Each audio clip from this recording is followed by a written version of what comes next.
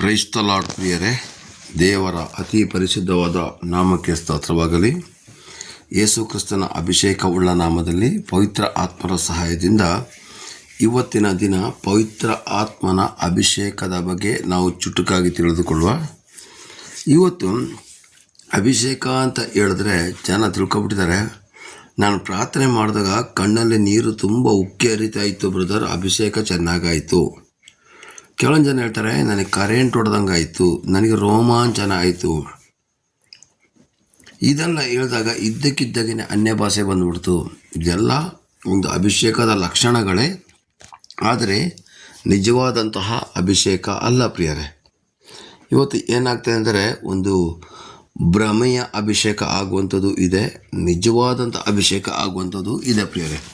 ಇವತ್ತು ಪವಿತ್ರಾತ್ಮನ ಅಭಿಷೇಕಕ್ಕೆ ಎಷ್ಟು ಆಶೀರ್ವಾದ ಇದೆಯೋ ಅಷ್ಟೇ ಇವತ್ತು ತಪ್ಪಾದ ರೀತಿಯಲ್ಲಿ ನಡೆಸಿ ಪವಿತ್ರಾತ್ಮನ ಅಭಿಷೇಕಕ್ಕೆ ಬೆಲೆ ಇಲ್ಲದಂತೆ ಮಾಡಿ ಪವಿತ್ರಾತ್ಮನ ಅಭಿಷೇಕಕ್ಕೆ ಒಂದು ತಪ್ಪಾದ ರೀತಿಯಲ್ಲಿ ನಡೆಸ್ತಿದ್ದಾರೆ. ಅಂದರೆ ಕೆಲವೊಂದು ಚರ್ಚ್ಗಳಿಗೆ ಹೋದರೆ ಸಾಕು, ನಿನಗೆ ಪವಿತ್ರಾತ್ಮನ ಅಭಿಷೇಕ ಆಗಿದೆಯಾ ಅಂತ ಕೇಳ್ತಾರೆ. ಆಗಿಲ್ಲ ಅಂದರೆ ನೀನು ಕರ್ತನ ಮೇಜಿ ಕೈ ಹಾಕಬೇಡ. ನೀನು ಪವಿತ್ರಾತ್ಮನ ಅಭಿಷೇಕ ಆಗಿದೆಯಾ, ನೀನು ದೀಕ್ಷಾ ಸ್ಥಾನ ಹೊಂದಿಕೊಳ್ಳಿಕ್ಕೆ ಅರ್ಹರಲ್ಲ. ನಿನಗೆ ಪವಿತ್ರಾತ್ಮನ ಅಭಿಷೇಕ ಆಗಿದೆಯಾ ಅಂತ ಕೇಳ್ತಾರೆ. ಅಭಿಷೇಕ ಆಗಿಲ್ಲ ಅಂದರೆ ಅವ್ರ ನಂತರ ಕೇವಲವಾಗಿ ಕಾಣೋದು. ಈ ನಿಜವಾದಂಥ ಪವಿತ್ರಾತ್ಮನ ಅಭಿಷೇಕ ಅಂದರೆ ಏನು ಅಂತ ಗೊತ್ತಿಲ್ಲದ ಜನಗಳು ಆ ಥರ ಹೇಳ್ತಾರೆ ಅಷ್ಟೇ. ದೇವರ ವಾಕ್ಯದಲ್ಲಿ ತಿಳಿಸಿದೆ, ನಾನು ಪ್ರತಿಯೊಬ್ಬರನ್ನ ಕೊನೆಯ ದಿವಸಗಳಲ್ಲಿ ನಾನು ದಾಸಿಯರ ಮೇಲೆ ನನ್ನ ಅಭಿಷೇಕವನ್ನು ಸುರಿಸ್ತೀನಿ, ಕಡೆಯ ದಿವಸದಲ್ಲಿ ಎಲ್ಲ ಜನಗಳ ಮೇಲೆ ನನ್ನ ಅಭಿಷೇಕ ಸುರಿಸ್ತೀನಿ ಅಂತ ಸ್ವಾಮಿ ಹೇಳ್ತಿದ್ದಾರೆ.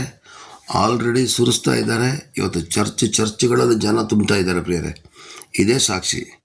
ಹಾಗಾದರೆ ಅಭಿಷೇಕ ಅಂತ ಹೇಳಿದ್ರೆ ಏನಂದರೆ ಇದೆಲ್ಲವೂ ಕೂಡ ಅಭಿಷೇಕದ ಒಂದು ಕೆಲವೊಂದು ಲಕ್ಷಣಗಳೇ, ಇಲ್ಲ ಅಂತ ಹೇಳೋದಿಲ್ಲ. ಆದರೆ ನಿಜವಾದ ಅಭಿಷೇಕ ಅಂದರೆ ಏನು ಗೊತ್ತಾ, ಯಾರಿಗೆ ನನಗೆ ಅಭಿಷೇಕ ಆಗಿದೆ ಅಂತ ಹೇಳ್ತಾನೋ ಅವನಲ್ಲಿ ಪವಿತ್ರಾತ್ಮನ ಫಲಗಳು ಕಾಣಬೇಕು. ಪವಿತ್ರಾತ್ಮನ ಫಲಗಳೇ ಇಲ್ಲ ಅಂಥವನು ಯಾವ ರೀತಿಯಾಗಿ ಅಭಿಷೇಕ ಹೊಂದಿದ್ದಾನೆ ಅಂತ ಹೇಳೋಕ್ಕೆ ನನಗೆ ಸಾಧ್ಯವಿಲ್ಲ.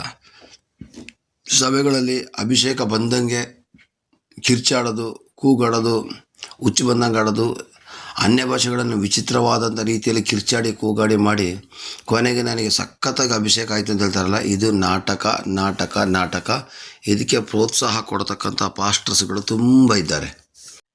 ಹೆಂಗೆಂಗೋ ಅನ್ಯ ಭಾಷೆಗಳನ್ನು ಹೇಳಿ ಕಣ್ಣೀರಿಟ್ಟು ಕೂಗಾಡಿ ಮಾಡೋವಂಥದ್ದು ನಿಜವಾದ ಅಭಿಷೇಕ ಅಲ್ಲ ಪ್ರಿಯರೇ. ಇವತ್ತು ಕೆಲವೊಂದು ಜನಕ್ಕೆ ಮ್ಯೂಸಿಕ್ ಅಭಿಷೇಕ ಬರ್ತದೆ. ಯಾವ ಥರ ಒಳ್ಳೆ ಆರಾಧನೆ ಮಾಡುವಾಗ ಆ ಮ್ಯೂಸಿಕ್ಗೆ ಇಡೀ ಮನಸ್ಸು ರೋಮಾಂಚನ ಆದಂಗಾಗಿ ಕೊನೆಗೆ ನನಗೆ ಒಳ್ಳೆ ಅಭಿಷೇಕ ಆಯಿತು ಅಂತ ಹೇಳ್ತಾರೆ. ನಾವು ಲೋಕದಲ್ಲಿದ್ದಾಗ ಲೋಕದ ಹಾಡುಗಳನ್ನ ಕೇಳಿದಾಗಲೂ ಇದೇ ಥರ ಆಗ್ತಾ ಇತ್ತು ಅಂತ ಹೇಳೋದನ್ನು ಮನವರಿಕೆ ಮಾಡ್ಕೋಬೇಕು. ಫಿಲಮ್ ಹಾಡುಗಳನ್ನ ಕೇಳಿದಾಗಲೂ ಕೂಡ ಕಾಲು ಕೈ ಗೊತ್ತಿಲ್ಲದಂಗೆ ಕುಣಿಯೋಕ್ಕೆ ಸ್ಟಾರ್ಟ್ ಆಗ್ತದೆ. ಅದರ ಅರ್ಥ ಅಭಿಷೇಕ ಆಯಿತು ಅಂತಲ್ಲ, ಆಗೋದು ಲೋಕದ ಅಭಿಷೇಕನಾ? ಇಲ್ಲ ಪ್ರಿಯರೇ, ನಾನು ನಿಮಗೆ ಹೇಳುವಂಥದ್ದು ಒಂದೇ ಒಂದು ಮಾತು, ದೇವರ ಆತ್ಮನ ಅಭಿಷೇಕ ನಿಮ್ಮಲ್ಲಿ ಆಗಿದೆಯಾ? ಮತ್ತಾಯ 7:20 ಬರೆದಿದೆ, ಅವರ ಫಲಗಳಿಂದಲೇ ಅವರನ್ನು ಗುರುತಿಸುವಿರಿ. ಬೇರೆ ಜನಗಳು ನೋಡಿ ಗುರುತಿಸಬೇಕು, ಇವನ ಒಳಗಡೆ ಪವಿತ್ರ ಆತ್ಮನ ಅಭಿಷೇಕ ಇದೆ ಅಂತೇಳಿ. ನೀನು ಮಾತ್ರ ಹೇಳುವಂಥದ್ದಲ್ಲ. ಮತ್ತಾಯ 7:20 ಭಾಳ ಚೆನ್ನಾಗಿ ಬರೆದಿದೆ, ಅವರ ಫಲಗಳಿಂದಲೇ ಅವರನ್ನು ಗುರುತಿಸಿ ತಿಳ್ಕೊಳ್ತೀರಾ ಅಂಥೇಳಿ. ಹಾಗಾದರೆ ಫಲ ಕೊಡೋದು ಯಾವ ಥರ ಅಂದರೆ ಪವಿತ್ರಾತ್ಮನ 9 ಫಲಗಳ ಬಗ್ಗೆ ಗಲಾತ್ಯದಲ್ಲಿ ಬರೆದಿದೆ. ಹಾಗೆಯೇ ದೇವರ ವಾಕ್ಯದಲ್ಲಿ ಬರೆದಿದೆ,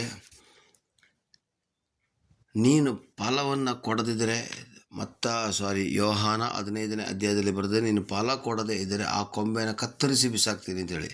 ಆಗ ಫಲ ಕೊಡುವಂಥ ರೀತಿಯಲ್ಲಿ ಗಿಡ ಬೆಳೆದು ಬರ್ತದೆ, ಬಟ್ ಫಲ ಕೊಡೋದಿಲ್ಲ. ಹಾಗೆಯೇ ದೇವರ ವಾಕ್ಯದಲ್ಲಿ ಬೆಳೆದಿರ್ತೀವಿ, ಪ್ರಾರ್ಥನೆ ಬೆಳೆದಿರ್ತೀವಿ, ಆರಾಧನೆ ಬೆಳೆದಿರ್ತೀವಿ, ಆದರೆ ಫಲವನ್ನು ಕೊಡಲಿಲ್ಲ ಅಂದರೆ ದೇವರ ಆತ್ಮನ ಅಭಿಷೇಕ ಬಂತು ಅಂತ ಹೇಳೋದು ಸುಳ್ಳು ಪ್ರಿಯರೇ. ಫಲಗಳು ಇರತಕ್ಕಂಥ ವ್ಯಕ್ತಿಗಳಿಗೆ ಮಾತ್ರ ದೇವರ ಆತ್ಮನ ಅಭಿಷೇಕ ಆಗೋದು, ಇದು ಸತ್ಯ. ಏನು ಫಲಗಳು? ಹಾಗಾದರೆ ಅನ್ಯ ಜನಗಳಿಗೆ ಇದ್ದಕ್ಕಿದ್ದಾನೆ ಕೊರ್ನೇಲಿಯನ ಮನೆಯಲ್ಲಿ ಬಂತಲ್ವಾ ಅಂತ ಕೇಳಿರ್ಬೋದು. ಅವರು ಭಯಭಕ್ತಿಯಿಂದ ದೇವರನ್ನ ಸ್ವೀಕಾರ ಮಾಡಿದ್ರು, ಅದರಿಂದ ಅವರಿಗೆ ಅಭಿಷೇಕ ಆಯಿತು. ಎಫೆಸ ಪಟ್ಟಣದವರು ಕೂಡ ಅವರು ಭಯಭಕ್ತಿಯಿಂದ ಸ್ವೀಕಾರ ಮಾಡಿದ್ದಕ್ಕೆ ಆ 12 ಮಂದಿಗೆ ಅಭಿಷೇಕ ಆಯಿತು ಪ್ರಿಯರೇ. ಹಾಗೆಯೇ ನಾವು ಭಯಭಕ್ತಿಯಿಂದ ಪ್ರೀತಿಸೋದಾದರೆ ಅಭಿಷೇಕ ಆಗುತ್ತೆ. ಅದಕ್ಕೆ ಸ್ವಾಮಿ ಒಂದು ಮಾತು ಹೇಳ್ತಾರೆ, ಅಭಿಷೇಕದ ಬಗ್ಗೆ ಒಂದು ಚಿಕ್ಕದ ಒಂದು ವಾಕ್ಯ ಕೊಡ್ತೀನಿ. ಅಪೊಸ್ತಲರ ಕಥೆ 1:8 ಬರೆದಿದೆ, ಪವಿತ್ರಾತ್ಮನ ನಿಮ್ಮ ಮೇಲೆ ಬರಲು ನೀವು ಬಲವನ್ನು ಹೊಂದಿ ಯೆರೂಸಲೇಮಿನಲ್ಲಿ, ಯೂದಾಯದಲ್ಲಿಯೂ, ಸಮಾರ್ಯ ಸೀಮೆಗಳಲ್ಲಿ, ಭೂಲೋಕದ ಕಟ್ಟಕಡೆಯವರೆಗೆ ನನಗೆ ಸಾಕ್ಷಿಯಾಗಿರಬೇಕು. ಹಾಗಿದ್ರೆ ಪವಿತ್ರಾತ್ಮ ನಿಮ್ಮ ಮೇಲೆ ಬರಲು ನೀವು ಬಲವನ್ನು ಹೊಂದಿ. ಹಾಗಿದ್ರೆ ಪವಿತ್ರಾತ್ಮ ನಮ್ಮ ಮೇಲೆ ಬರೋದು ಯಾವ ಥರ?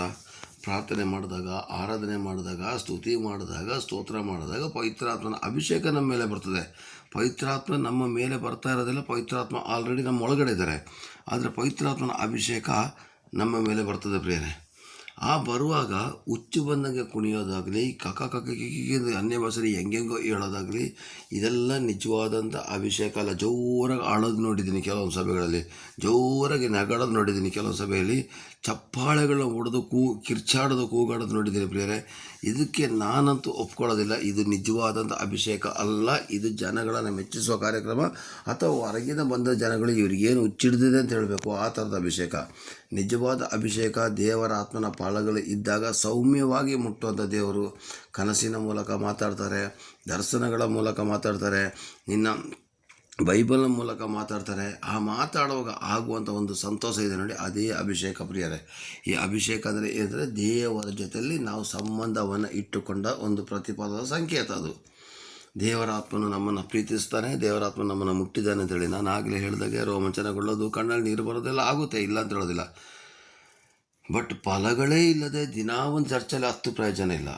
ಫಲಗಳೇ ಇಲ್ಲದೆ ನೀನು ದಿನ ಬಂದ್ಬಿಟ್ಟು ಕೂಗಾಡಿ ಕಿರ್ಚಾಡಿ ಅನ್ಯಭಾಷೆ ಹೇಳಿದ್ರೆ ಪ್ರಯೋಜನ ಇಲ್ಲ.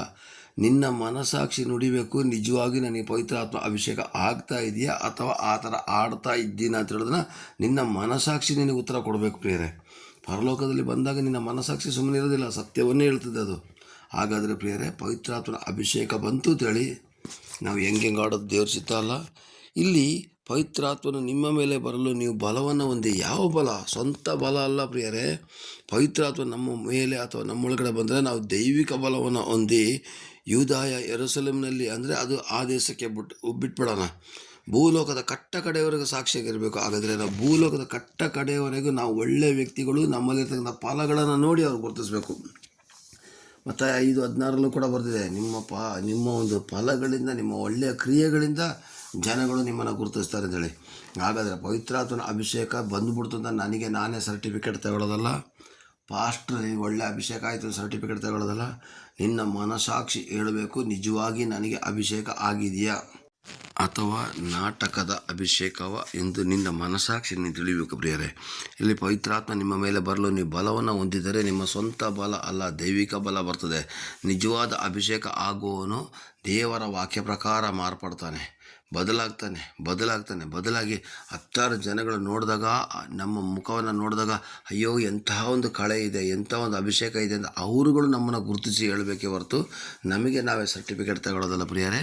ಹಾಗಾದರೆ ಪವಿತ್ರಾತ್ಮನ ಅಭಿಷೇಕ ಆಗಿದೆ ಅಂತ ಹೇಳ್ತಕ್ಕಂಥವ್ರು ಒಂದೇ ಒಂದು ಮಾತು ಹೇಳೋದು, ಪೂರ್ತಿ ಫಲಗಳು ಆಗದಿರೋ ಸ್ವಲ್ಪನಾದರೂ ಫಲ ಕೊಡ್ತಾ ಇದೆಯಾ? ದೇವ್ರ ವಾಕ್ಯದಲ್ಲಿ ಬರ್ತದೆ, ನೀನು ಫಲ ಸ್ವಲ್ಪ ಕೊಟ್ಟರೆ ಸಾಕು, ನಿನ್ನನ್ನು ಪೂರ್ತಿ ಫಲ ಕೊಡೋಕೆ ಮಾಡ್ತೀನಿ ಅಂತ ಯೋಹಾನ 15ನೇ ಅಧ್ಯಾಯದಲ್ಲಿ ಬರ್ತಿದೆ ಪ್ರಿಯರೇ. ಹಾಗಾದರೆ ಪ್ರಿಯರೇ, ನಾವು ಫಲವನ್ನು ವರಗಳನ್ನ ಉಪಯೋಗಿಸ್ಕೊಂಡು ಸುಮಾರು ಜನ ಫಲ ಅಂತ ಹೇಳ್ತಾರೆ. ವರಗಳನ್ನ ಉಪಯೋಗಿಸ್ಕೊಳ್ತಾರೆ. ವರಗಳು ಯಾರಿಗೆ ಬೇಕಾದ್ರೂ ಕೊಡ್ತಾರೆ. ವರಗಳಿಂದಲ್ಲ, ದೆವ್ವ ಬಿಡಿಸ್ಬಿಟ್ಟೆ, ರೋಗಗಳನ್ನ ಗುಣಪಡಿಸ್ಬಿಟ್ಟಿದ್ರೆ ಅಭಿಷೇಕ ಅಲ್ಲ ಪ್ರಿಯರೇ, ಅದು ವರಗಳು. ಆ ಫಲಗಳು ನಮ್ಮೊಳಗಡೆ ಇದ್ದರೆ ದೇವರು ನಮ್ಮನ್ನು ಇನ್ನೂ ಆಶೀರ್ವದಿಸ್ತಾರೆ, ಇನ್ನೂ ಫಲ ಕೊಡುವಾಗ ಮಾಡ್ತಾರೆ, ಇನ್ನೂ ಅಭಿಷೇಕ ಮಾಡ್ತಾರೆ. ಹಾಗಾದರೆ ದೈವಿಕ ಅಭಿಷೇಕದ ಪವಿತ್ರಾತ್ಮನ ಶಕ್ತಿ ನಮ್ಮ ಮೇಲೆ ಬರಲಿ. ಪವಿತ್ರಾತ್ಮನ ಅಭಿಷೇಕ ನಮಗಾಗಲಿಂದ ಪ್ರಾರ್ಥನೆ ಮಾಡಿಕೊಳ್ಳುವ. ಆದರೆ ತಪ್ಪಾದ ಅಭಿಷೇಕದ ಬಗ್ಗೆ, ನಿಮಗೆ ಅಭಿಷೇಕ ಆಗಿದೆ ಅಂತ ಕೇಳಿ ಪಾಸ್ಟರ್ಸ್ಗಳು ಬೇರೆ ಇಡ್ತಾರಲ್ಲ, ಅಂಥ ಅಭಿಷೇಕಕ್ಕೆಲ್ಲ ತಲೆ ಕೆಡಿಸ್ಕೊಳ್ಳೋಕೆ ಹೋಗಬೇಡಿ. ನೀವು ಪ್ರಾರ್ಥನೆ ಮಾಡುವಾಗ ನಿಮಗೆ ಒಂಥರ ಸಮಾಧಾನ, ಒಂಥರ ನಿಮ್ಮಲ್ಲಿ ಬದಲಾವಣೆಗಳು ಆಗ್ತಾ ಬಂದರೆ ಆವಾಗ ತಿಳ್ಕೊಳ್ಳಿ ದೇವರು ನಮ್ಮನ್ನು ಅಭಿಷೇಕಿಸ್ತಿದ್ದಾನೆ ಅಂತೇಳಿ. ದೇವರು ನಿಮ್ಮನ್ನು ಆಶೀರ್ವದಿಸಲಿ, ಕೃಪೆಯಿಂದ ನಡೆಸಲಿ. ಆಮೇನ್. Praise the lord.